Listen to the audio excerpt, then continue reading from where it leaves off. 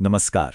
आज बात करते हैं एक ऐसे इंसान की जिन्हें लोग दलितों का मसीहा कहते हैं, एक महान समाज सुधारक मानते हैं।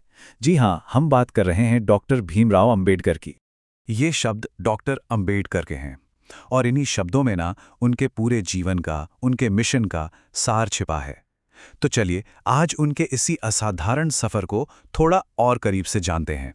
तो आज हम उनके जीवन के 5 खास पड़ावों को देखेंगे। शुरुआत होगी उनके बचपन से, फिर जानेंगे ज्ञान के लिए उनकी जबरदस्त लगन के बारे में, उनके संघर्ष को समझेंगे, फिर देखेंगे कि कैसे उन्होंने राष्ट्र निर्माण में अपनी भूमिका निभाई, और आखिर में बात करेंगे उनके आखिरी दिनों और उनकी विरासत की। तो कहानी शुरू होती है बिल्कुल शुरुआत से, उनके बचपन से, उनके शुरुआती दिनों से। यहीं से वो नींव पड़ी जिसने उन्हें आगे चलकर एक महान लीडर बनाया। तो डॉक्टर अंबेडकर का जन्म हुआ 14 अप्रैल 1891 को इंदौर के पास महू में। उनके पिता का नाम था रामजी और मां का नाम भीमाबाई सकपाल। अब देखिए, उनके पिता जो थे वो सेना में सूबेदार थे और बाद में हेडमास्टर भी बने। तो घर में पढ़ाई लिखाई का एक माहौल तो था ही, और छोटी उम्र में ही उन पर समाज सुधारक ज्योतिबा फुले के विचारों का भी बहुत गहरा असर पड़ा। और यहीं से शुरू होता है उनकी जिंदगी का वो हिस्सा जो हमें बहुत कुछ सिखाता है, यानी ज्ञान के लिए उनकी कभी न खत्म होने वाली भूख। उनकी काबिलियत की चमकना बड़ौदा के महाराजा सयाजीराव तक पहुंची। उन्होंने ही अंबेडकर को एक बहुत ज़रूरी स्कॉलरशिप दी, और पता है, इसी स्कॉलरशिप की वजह से वो अपनी मास्टर्स डिग्री के लिए अमेरिका जा पाए। ये एक बहुत बड़ा मोड़ था उनकी ज़िंदगी में। अब ज़रा उनकी पढ़ाई की रफ्तार देखिए। 1912 में उन्होंने ग्रेजुएशन किया और उसके सिर्फ 3 साल बाद 1915 में न्यूयॉर्क से एमए कर लिया। कमाल है। इसके बाद वो कोलंबिया यूनिवर्सिटी से पीएचडी करने लगे और 1920 आते आते वो कानून की पढ़ाई के लिए लंदन में थे। मतलब रुके ही नहीं वो। उन्हें जो पीएचडी मिली वो उनकी थीसिस के लिए थी, जिसका टाइटल था national dividend for India, a historical and analytical study.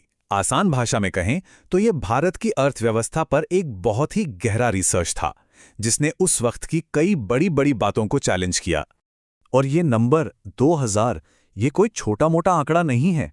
ये उनके जुनून की कहानी कहता है। सोचिए, पैसों की कमी थी, फिर भी उन्होंने अपने खर्चों में कटौती की और करीब 2000 किताबें खरीदी, अपनी खुद की एक लाइब्रेरी बना डाली। ये होती है ज्ञान की भूख। तो पढ़ाई पूरी हुई, ज्ञान का भंडार जमा हुआ, और अब वक्त था जमीन पर उतरने का। चलिए अब चलते हैं उनके जीवन के तीसरे अध्याय में, न्याय के लिए संघर्ष। और भारत लौटते ही वो एक्शन में आ गए। आप देखिए, 1924 में उन्होंने छुआछूत के खिलाफ बहिष्कृत हितकारिणी सभा बनाई। 1927 में महार सम्मेलन का नेतृत्व किया, और बात सिर्फ देश तक ही सीमित नहीं थी। 1930 से 32 के बीच उन्होंने लंदन में हुए गोलमेज सम्मेलनों में दलितों की आवाज को पूरी दुनिया के सामने रखा। और इसी संघर्ष के दौरान एक बहुत बड़ा और ऐतिहासिक मोड़ आया, पूना पैक्ट। यहाँ 2 बड़े विचार आमने सामने थे। एक तरफ थे महात्मा गांधी, जो मानते थे कि देश को बांटने से बचाने के लिए एक ही वोटर लिस्ट होनी चाहिए। दूसरी तरफ थे डॉक्टर अंबेडकर, जिनका कहना था कि नहीं, दलितों के हक के लिए उन्हें अलग से वोटिंग का अधिकार मिलना जरूरी है। काफी बहस हुई और आखिर में एक रास्ता निकाला गया। समझौता ये हुआ कि दलितों के लिए सीटें रिजर्व कर दी जाएंगी, लेकिन वोटिंग एक साथ ही होगी। संघर्ष का दौर तो चल ही रहा था, लेकिन अब एक नई और बहुत बड़ी जिम्मेदारी सामने थी, एक नए राष्ट्र का निर्माण। एक सवाल है कि एक नए नए आजाद हुए देश की, एक मॉडर्न देश की नींव आखिर लिखी कैसे जाती है? सोचिए जरा। इस सवाल का जवाब हमें डॉक्टर अंबेडकर के सबसे बड़े काम की तरफ ले जाता है, और वो काम था भारत का संविधान बनाना। डॉक्टर अंबेडकर को संविधान की ड्राफ्टिंग कमेटी का चेयरमैन बनाया गया और 4 नवंबर 1948 को उन्होंने ये ऐतिहासिक दस्तावेज संविधान सभा के सामने पेश किया। और ये कोई छोटा मोटा दस्तावेज नहीं था। जरा सोचिए, इसमें 395 आर्टिकल्स थे। 395। हर एक आर्टिकल एक नई देश के कानून, उसके शासन, उसके हर पहलू की बारीकी से बात करता था।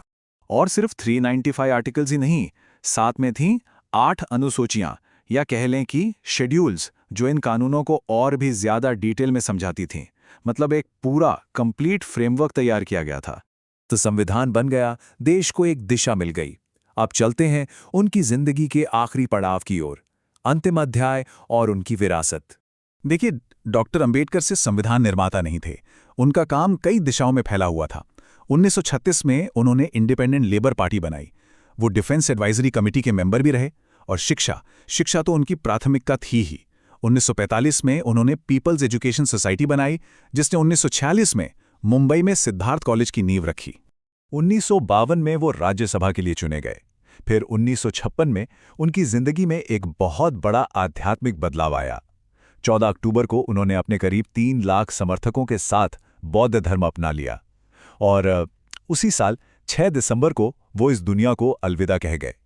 सालों बाद 1990 में देश ने उन्हें उनके काम के लिए सबसे बड़ा सम्मान दिया, भारत रत्न। तो आज हम आपको इसी सवाल के साथ छोड़े जा रहे हैं कि आज की दुनिया में डॉक्टर अंबेडकर के विचार कितने प्रासंगिक हैं। सामाजिक न्याय और बराबरी के लिए जो लड़ाई उन्होंने लड़ी थी, वो आज हमारे समाज को क्या सिखाती है। ये एक ऐसा सवाल है जिस पर हम सबको सोचने की जरूरत है।